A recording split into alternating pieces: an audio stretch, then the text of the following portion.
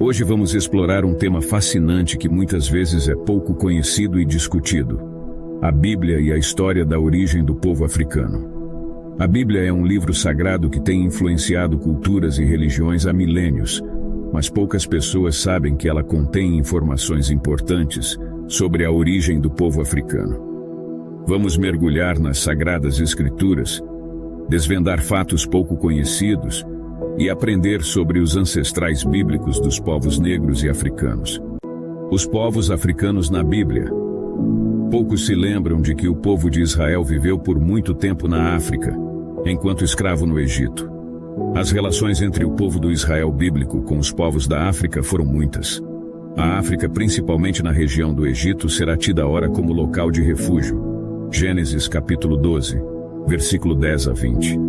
Jeremias capítulo 43, versículo 7, Mateus 2, versículo 13 a 15. Ora como local de provação. Êxodo 3, versículo 7.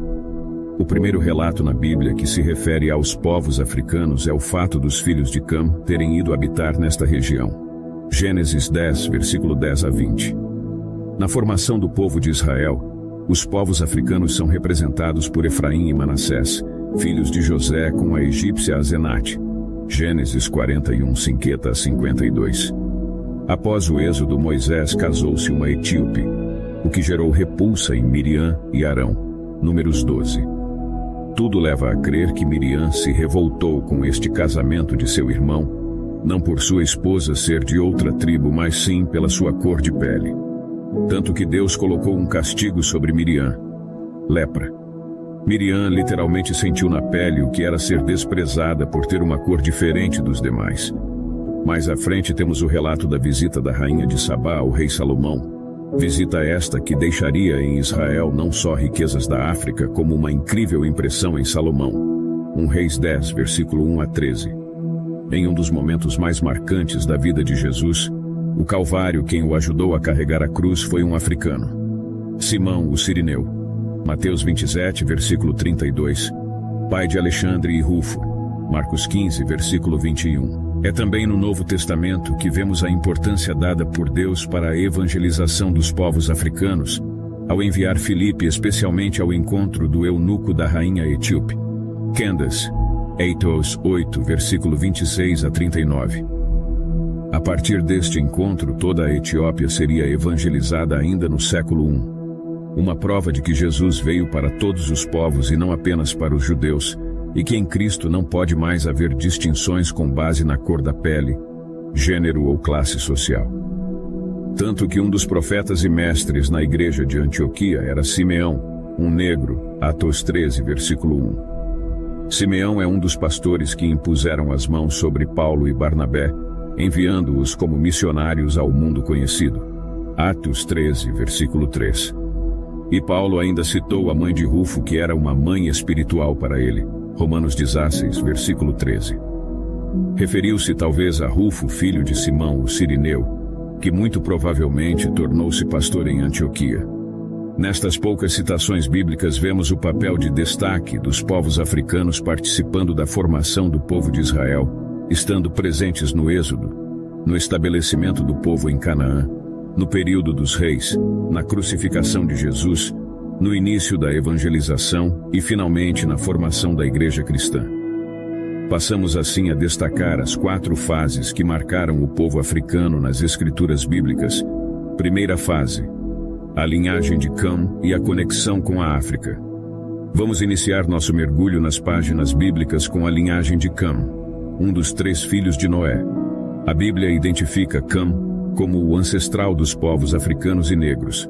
Seu nome é frequentemente associado à África, e essa conexão é reforçada em antigas tradições rabínicas e histórias do povo judeu. Ao explorar o livro de Gênesis, encontramos informações sobre os filhos de Cam, como Cuxi, Misraim e Canaã, que deram origem a várias nações africanas e povos do norte da África, incluindo os antigos egípcios. Segunda fase: a maldição de Cam e sua interpretação errônea.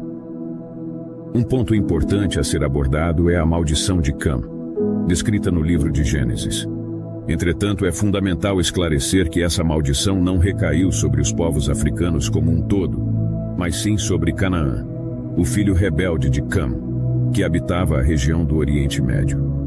Essa interpretação errônea ao longo da história gerou conceitos equivocados sobre a relação entre a maldição e os povos africanos, resultando em preconceitos e discriminação. Terceira fase: os descendentes de Cão na Bíblia e sua importância.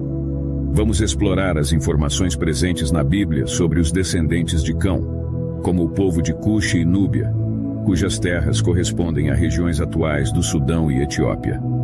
Além disso, encontramos referências a povos nativos da antiga Babilônia e Suméria, bem como os filisteus e os caftoritas. Essas narrativas são fundamentais para entender a rica diversidade e influência cultural dos povos africanos ao longo da história.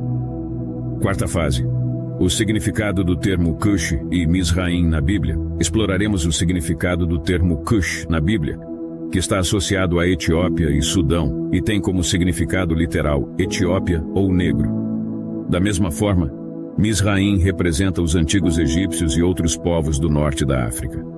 É fascinante notar como essas designações têm influenciado a forma como esses povos são percebidos ao longo dos séculos. Vale ressaltar que o Egito é um país africano, terra do Nilo e das pirâmides, o mais antigo reino de que se tem registro, e Israel, terra das origens da Bíblia, teve sempre um olhar atento a este poderoso vizinho. Portanto, é possível dizermos que houve por muito tempo uma intensa comunicação entre Egito, África e Israel. Você se lembra que por muito tempo, muitas nações cristãs também justificaram a escravidão do povo africano se utilizando do texto bíblico de Gênesis. Os filhos de Noé que saíram da arca foram estes: Sem, Cã e Jafete, e Cã é o pai de Canaã. Falando de maneira geral, os descendentes de Jafete, 10, versículo 2 a 5, são todos os povos que podem ser chamados, num critério linguístico indo-europeu, incluindo os da Ásia Menor e das ilhas mediterrâneas. Os descendentes de Cam, 10, versículo 6 a 20, são os referidos como raças amíticas do norte da África, incluindo o Egito e a Etiópia. Incluía-se Canaã entre estes porque nessa altura estava, pelo menos nominalmente, sob a lei egípcia. Os descendentes de Sem são todos os povos semitas, com exceção dos cananeus. São eles os antepassados dos hebreus.